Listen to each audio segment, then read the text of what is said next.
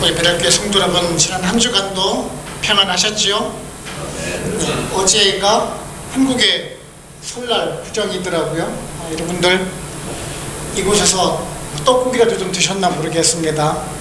사실 뭐 여기서 떡을 구하기도 썩 쉽지만도 않고, 그렇죠. 또 이제 이민생활을 하다 보니까 명절에 대한 감흥도 많이 떨어지는 것 같습니다.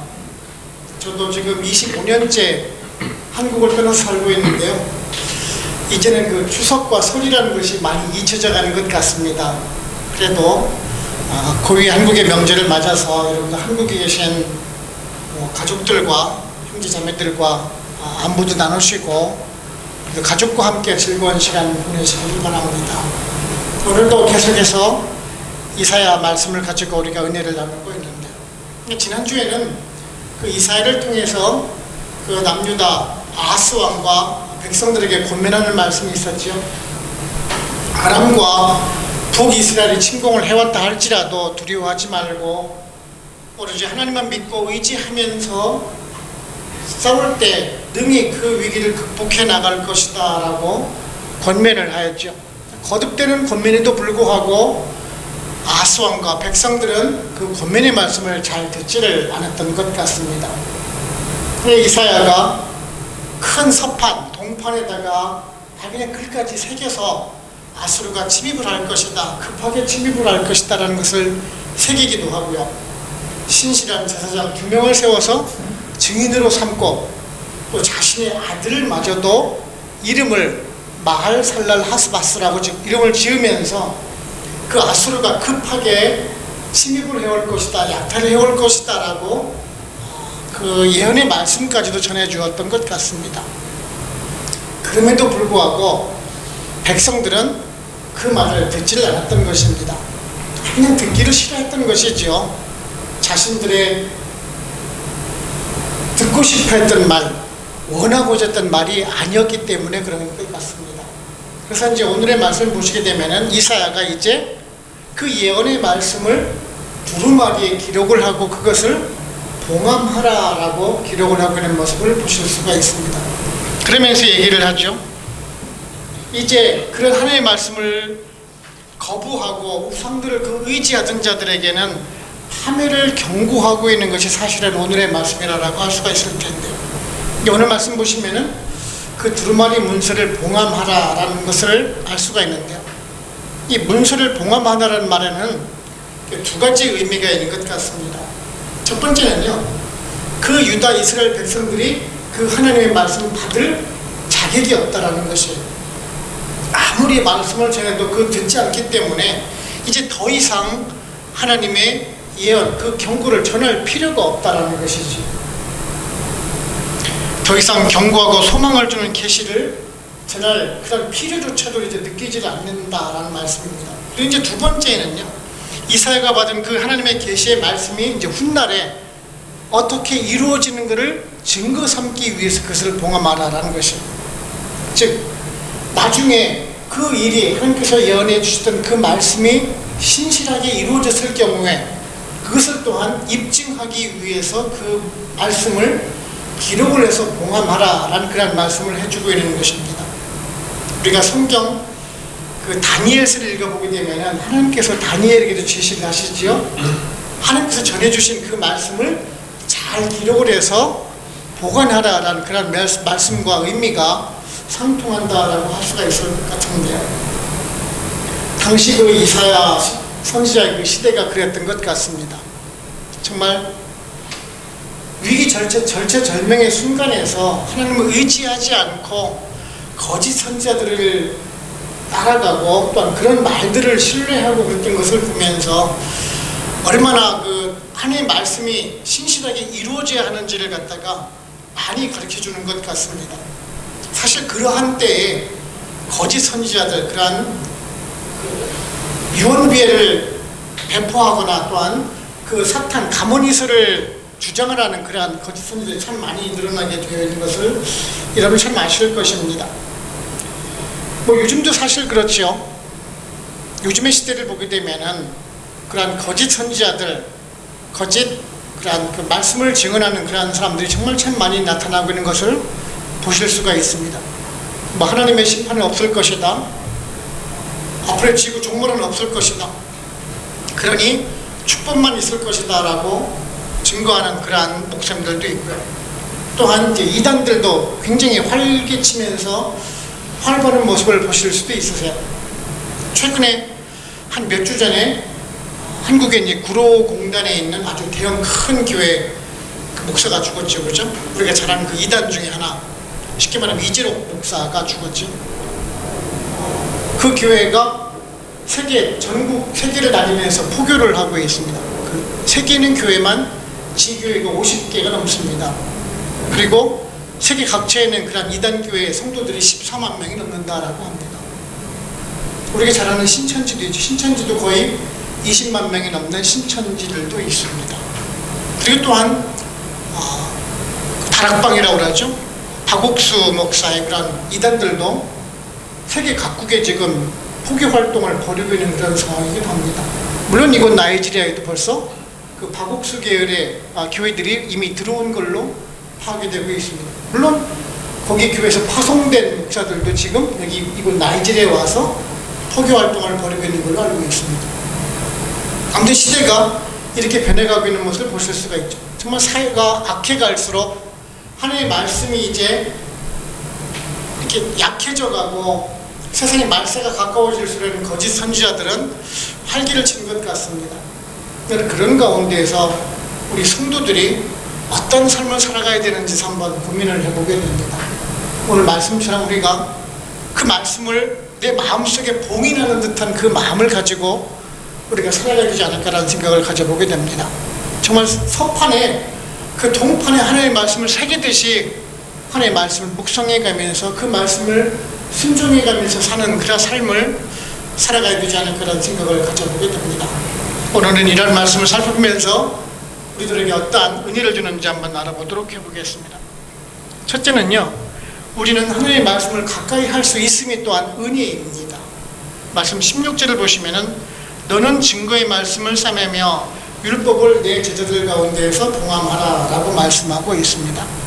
이제 처음에 서두에 너라고 얘기를 하고 있는데 그 이사야 선지자 중에 그 제자들 중에 한 사람이겠지요. 그 제자를 시켜서 지금 그 하나님께서 전해주신 그 예언의 말씀을 두루마리에 기록을 하고 그것을 봉함하라, 잘 보관하라 라는 그런 말씀을 해주고 있는 것이죠. 자, 그렇다면은 왜 하나님께서는 이 하나님의 전해준 말씀을 기록을 하고 왜 이것을 봉함하라 라고 말씀을 하고 있을까요?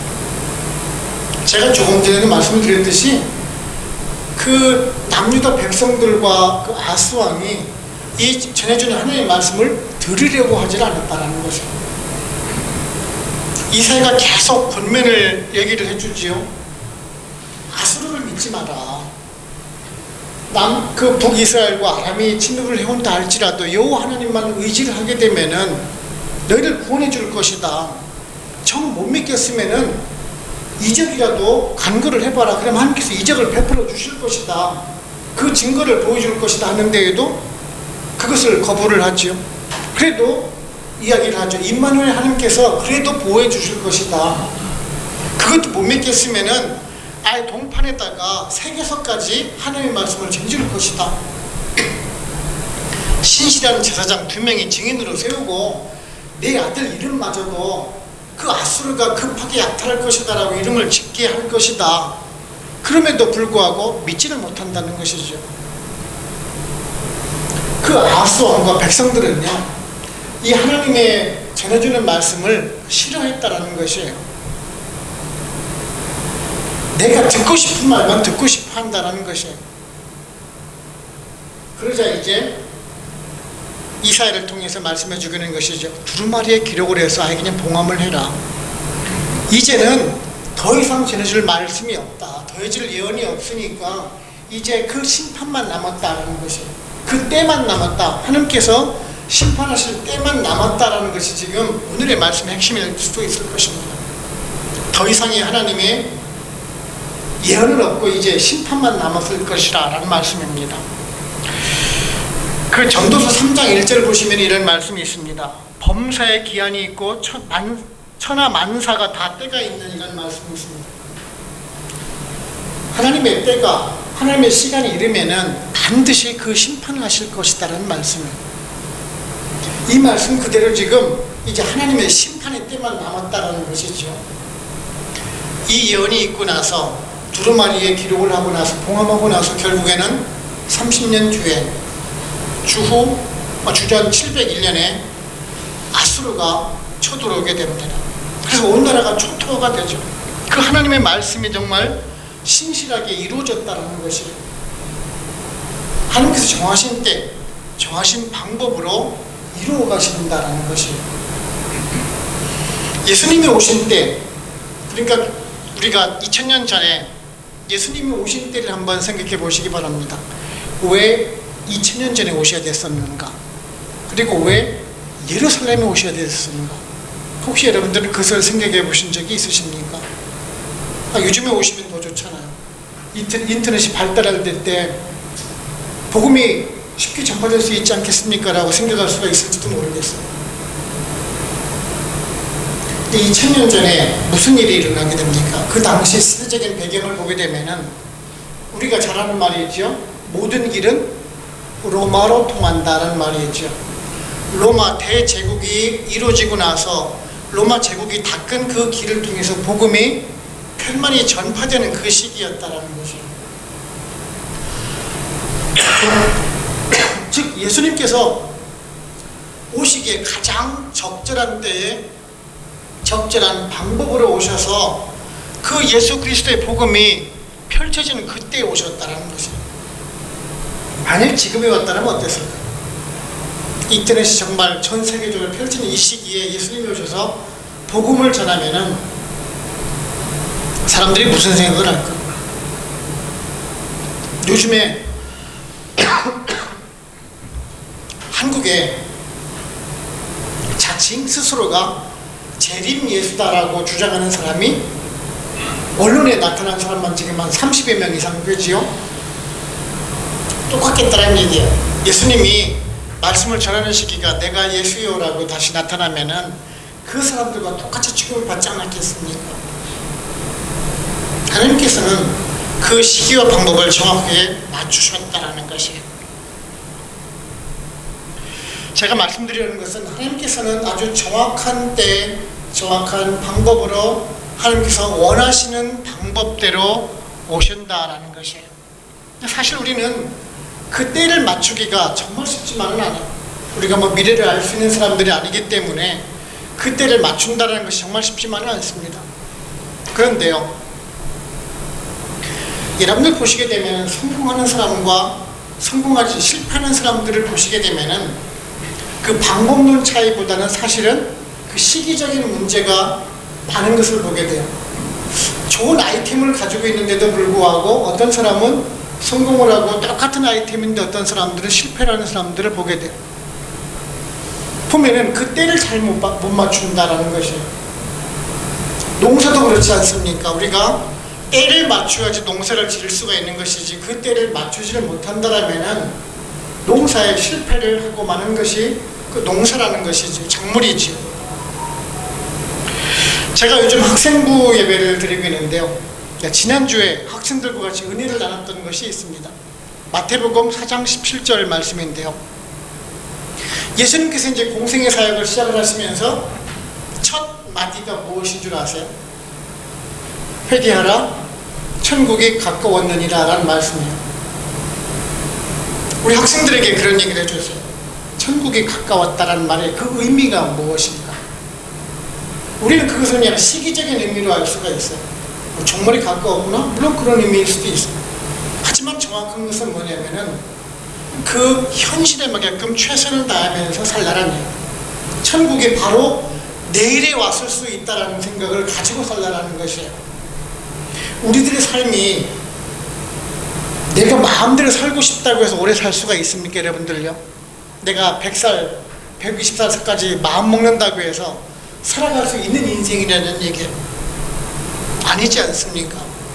하나님께서 오늘 저녁이라도 불러가시면은 죽는 것이 우리들의 인생의 모습입니다. 제가 며칠 전에 제가 안 본 지인 댁에 가서 점심을 얻어 먹었는데, 그 메이드가, 배가 부른 메이드가 하나 있었어요. 그래 이제 우리 음식을 차려주더라고요. 밥을 잘 먹고, 이제 산딸이 가까웠구나, 이제 애기 잘 낳아 라고 얘기를 해주고 왔어요. 근데 엊그저께 얘기를 들었어요. 애기 낳으러 가서 죽었다라는 것입니다. 그것을 우리가 누가 알겠냐는 얘기예요. 그냥 평범하게 그냥 애 낳으러 가서 애기 낳고 그냥 잘 살 줄 알았죠. 근데 애기 낳으러 가서 죽었다라는 거죠. 우리들의 삶이 그렇다라는 것이에요. 천국이 가까웠다는 것은 내가 천국의 소망을 가지고 살아갈 때 내 지금 현재의 삶에 최선을 다할 수가 있다는 것이에요. 우리가 지금 하나님의 말씀을 접할 수 있는 것이 사실은 은혜입니다. 우리가 예배를 드릴 수가 있고 하나님의 말씀을 지금 접할 수 있는 것이 지금 이 순간이 은혜다라는 것이에요.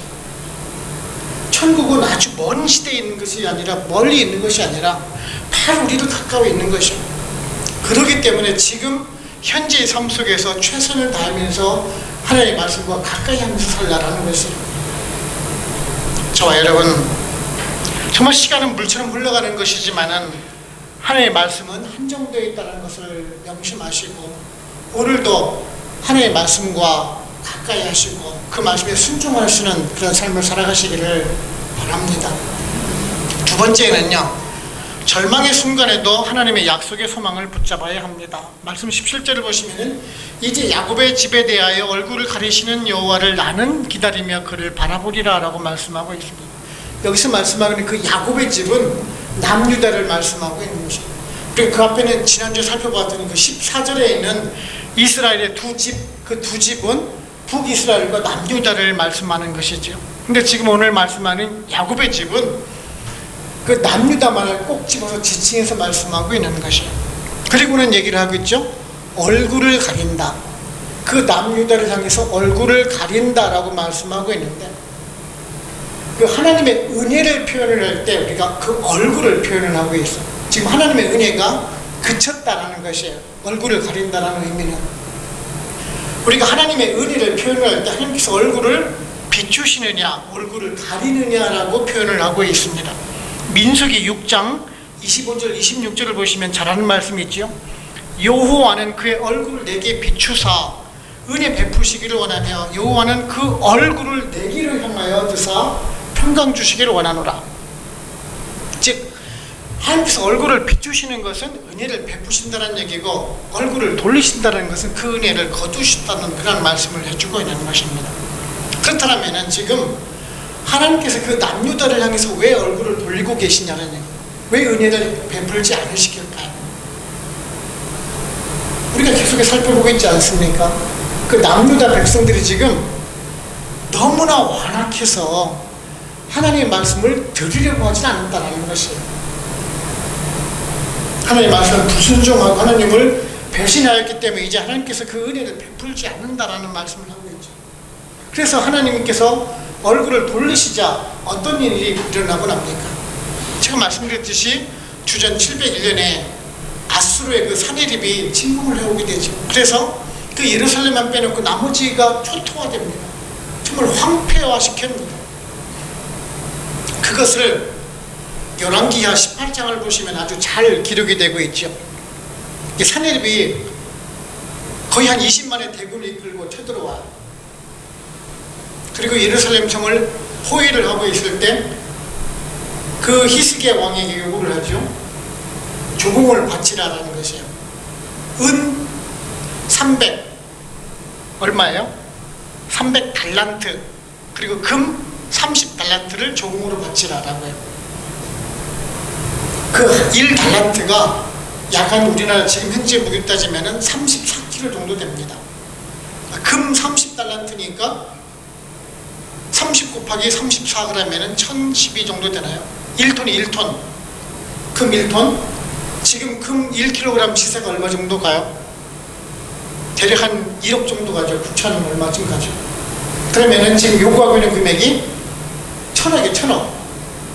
은은 1kg에 약 130만 원 정도 갑니다. 1kg에 130만 원. 그러니까 이거를 300달란트를 요구를 하고 있으니까 대충 지금 돈을 따지면 약 130억 원 정도가 되겠네요. 지금 우리나라 시가를 따지면 그렇게 크게 요구하는 건 아닌데 싶습니다만은 그 당시의 상황을 보게 되면은 엄청난 금액이에요. 히스기야가 어떻게 해서 그 조공을 합니까? 성전 문에 있는 그 금방마저도 벗겨가지고 조공을 해요. 성전에는 금이라든지 고가에 있는 거 다 털고 성전의 벽에 붙어있는 그 금방마저도 벗겨서 그 맞추기 위해서. 그럼에도 불구하고 아수르는 더 침공을 해오고 더 압박을 해오지 물러나질 않았다는 것이 아주 철저하게 황폐화시켰다는 말이에요. 하나님께서 얼굴을 가리신 결과라 그 결과가 이게 참혹한 결과를 맞이했다는 것이. 그런데 하나님께서 얼굴을 가리셨다 하더라도 또한 그 가운데서 은혜를 베풀어 주셨다는 것이에요. 이사야가 권면을 해주죠. 임마누엘 하나님께서 그래도 함께 해주실 것이다라고 말해요. 너희들을 지금 초토화시킬지라도 하나님께서는 그 구원의 끈을 남겨두셨다라고 말해요. 결국에는 그 남유다가 어떻게 됩니까? 그 히스기야 왕이 이사야의 권면을 받습니다. 옷을 찢고 굵은 베옷을 입고 성전에 가서 회개 기도를 하죠. 잘못했습니다. 하나님, 우리가 잘못했습니다라고 용서를 구하자 무슨 일이 일어나게 돼요? 하루아침에 그 예루살렘 성을 포위하고 있는 18만 5천의 군대가 하루아침에 죽는 그런 결과가 나타나게 됩니다. 그리고 이제 사내립은 도망을 가서 니느웨까지 도망을 가고 결국에는 신하의 반역으로 인해서 죽게 되고 얼마 안 있어서 그 아수르마저 바벨론에 의해서 점령을 당하고 패망을 하게 됩니다. 하나님께서는 그 남은 백성들을 그래도 끝까지 구원해 주신다라는 것이. 오늘 말씀 보시면은 얼굴을 가리시는 여호와를 나는 기다리며 그를 바라보리라 라고 말씀하고 있어요. 그 다시 회복시키시는 그 하나님의 은혜를 소망해 가면서 지금 기다리는 마음을 가지고 견뎌나간다라는 것이에요. 저도 요즘에 그런 생각을 많이 가져봐요. 이제 우리 성도님들은 이제 좀 지나고 나면 이제 우리가 재정복으로 할 텐데 사실 넉넉한 편은 아니에요. 우리 재정부원들은 아시겠지만 넉넉한 상황은 아니고 이제 7월달 되면 이제 이 건물 재계약을 해야 되는데 또 이제 집 주인이 많은 금액을 요구를 하고 있어요.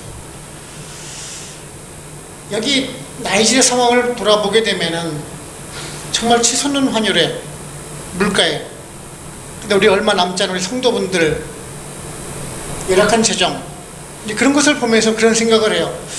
야, 하나님께서 우리 교회를 향해서 얼굴을 가리시는 상황이 되지 않았나라는 생각을 해볼 때가 있어요. 말씀을 준비해 가면서 정말 암울하고 힘든 상황이지 않을까라는 생각을 가져보게 되는데, 그럼에도 불구하고 오늘 말씀 속에서 또한 소망을 가져.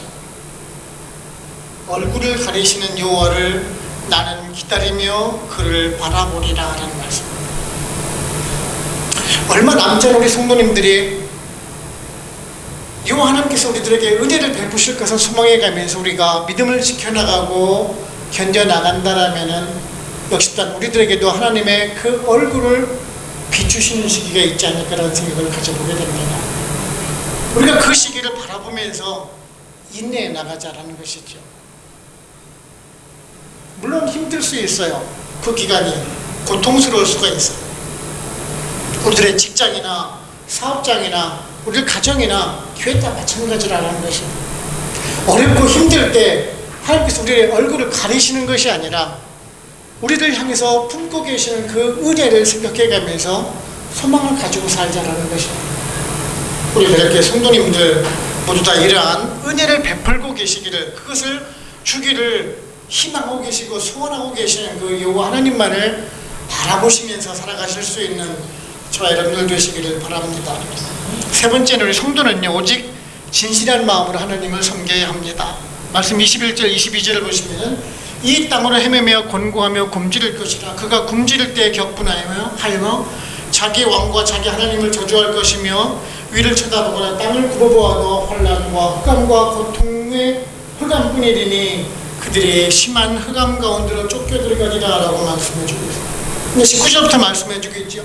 그 하나님께서 얼굴을 가리실 때에, 은혜를 베풀어 주시지 않을 때에 미래가 불투명하고 민족의 운명이 풍전등화 같은 그런 참혹한 상황이 벌어질 것이다 라고 말해요. 당연히 그런 상황이 되고 나면은 우리는 하나님을 찾아야 되지 않습니까? 그죠?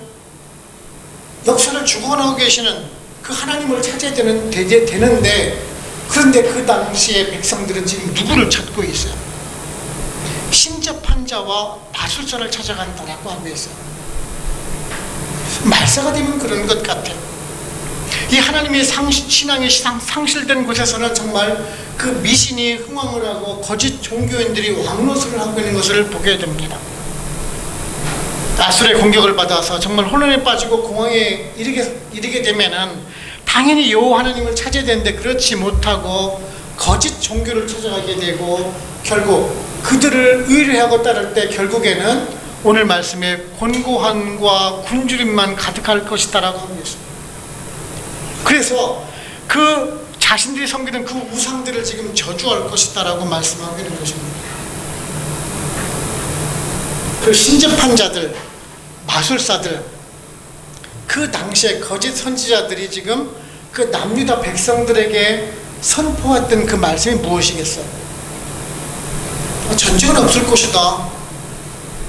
우리는 오직 평화만 있을 것이다. 아람과 북이스라엘 걔들 쳐들어와도 우리가 능히 이겨내고 말 것이다. 우리는 그냥 번영만 있을 것이요. 결코 아수르가 우리를 침범해보지 않을 것이다. 우리가 뭐 조공까지 줬는데 걔들이 쳐들어올 이유가 없지 않느냐. 그러고서 생각했던 사람들이라는 것이요. 그런데 철저하게 황폐화되고 초토화되는 그러한 참혹한 결과를 맞이하고 말죠. 오늘날도 마찬가지라는 것이에요. 오늘날 우리가 말세 시대라고 그러죠. 오늘날 선포되고 있는 말씀들을 여러분들 한번 귀를 기울여서 보신 적이 있으십니까? 혹시 인터넷 통해서 많은 목사님들의 설교를 자주 들으실 텐데요. 무슨 말씀들이 선포가 되고 있습니까?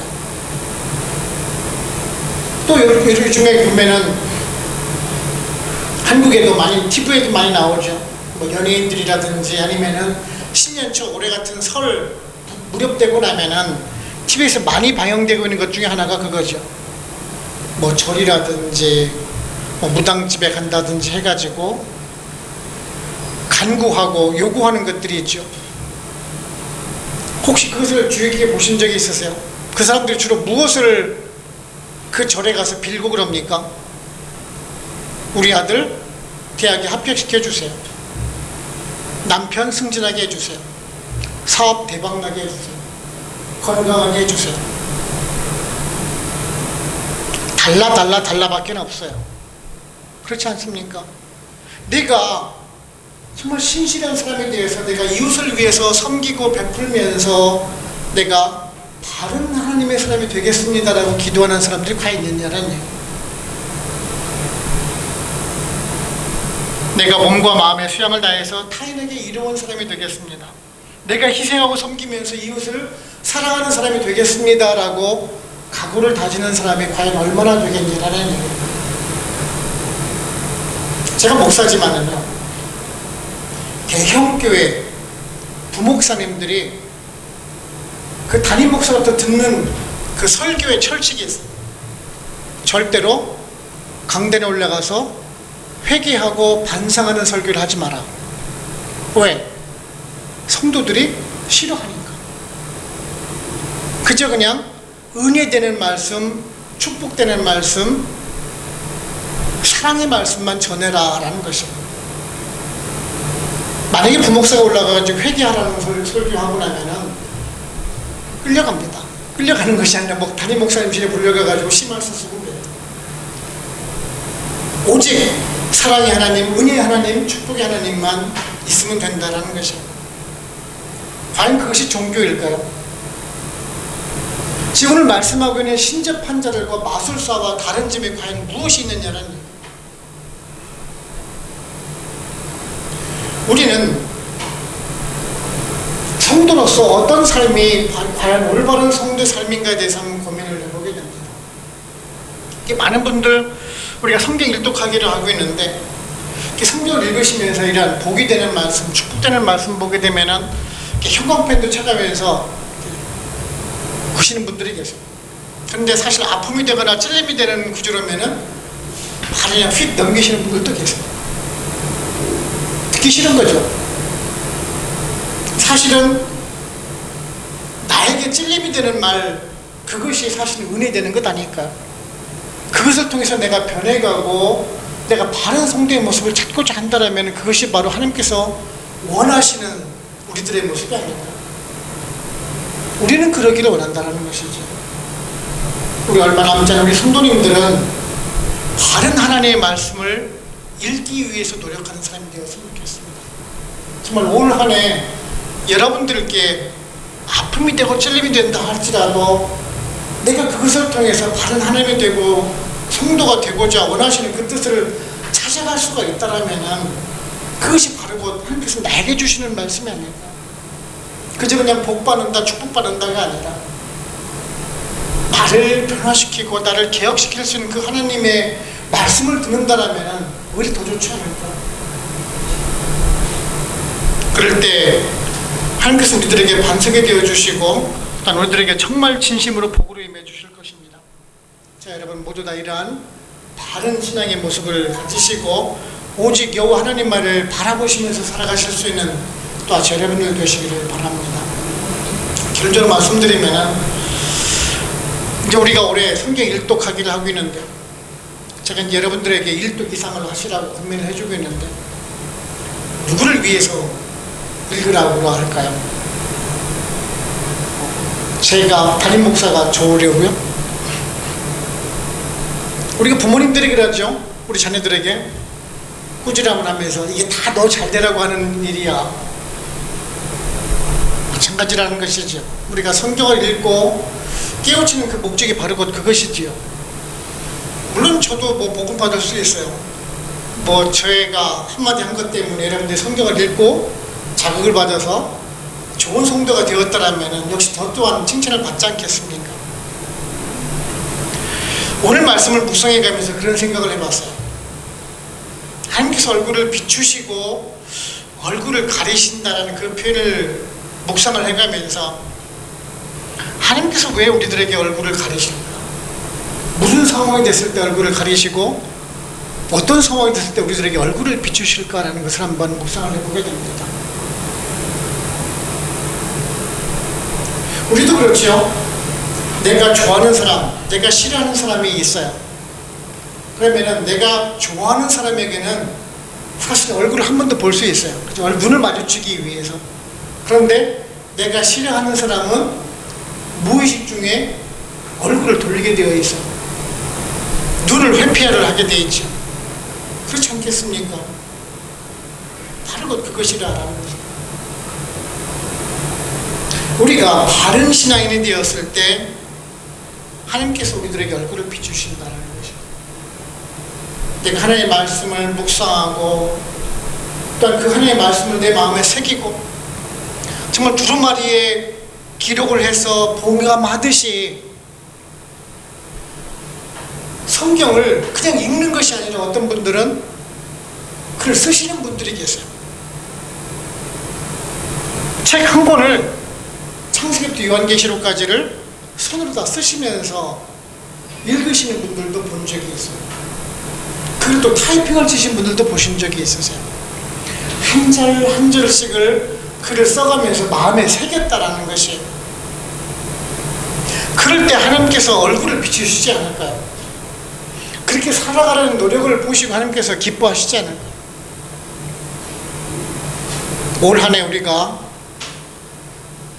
어떤 마음을 가지고 우리가 성도로 살아가야 될지 한번 묵상을 해보게 됩니다.